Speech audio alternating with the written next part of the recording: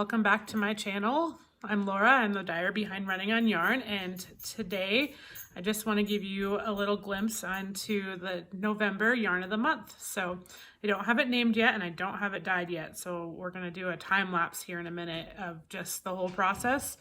And so today we're up in my kitchen because we're doing this many skeins and I didn't want to do an immersion dye like I did last month. It's a little bit easier to just have some counter space because I really don't have that down in my studio. So as you can see, I have everything behind me that I'm gonna need. And to pick this month's color, I actually wanted to carry over the purple. So if you guys remember from last month, it was like a purple black. It was really, really pretty rich color. But I didn't quite know how to do that into November, into a fall color. So what I did, which I've done quite a bit this year because I've been trying to carry colors every month.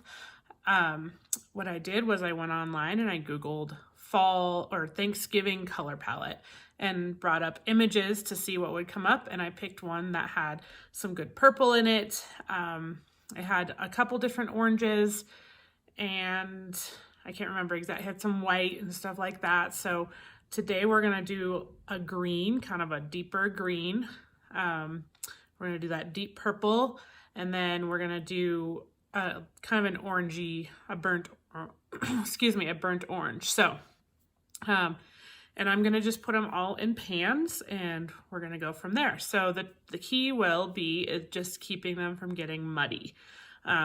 Anytime you do that in the pans, you kind of have to like press it down, which you'll see in a minute, to make sure that you can get all as much of the fiber colored as possible. But you don't want to, these colors, we don't necessarily want them to mix together. So that's going to be the challenge. So I have already soaked my yarn, and we're just going to do a time lapse. One thing I'll say is we're in my kitchen. So before I did this, before I dye in my kitchen, I completely clean my kitchen. And then I don't cook or eat in the kitchen until I'm done, and then I completely clean it again. So just because you don't want to ingest any of that dye. So just as a safety precaution. So enjoy the video, and hopefully you got a skein of this yarn.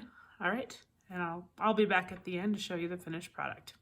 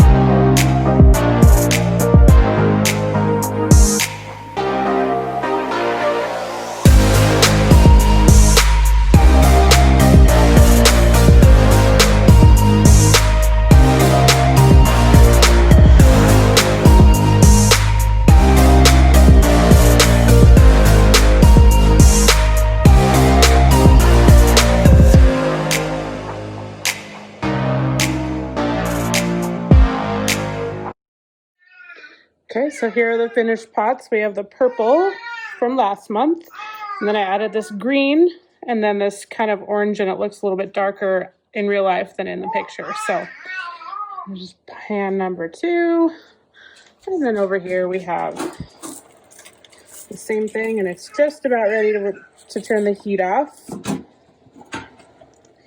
And on these, I don't add a lot of extra water, so I just heat them just enough to really steam, and then I leave the tops on overnight.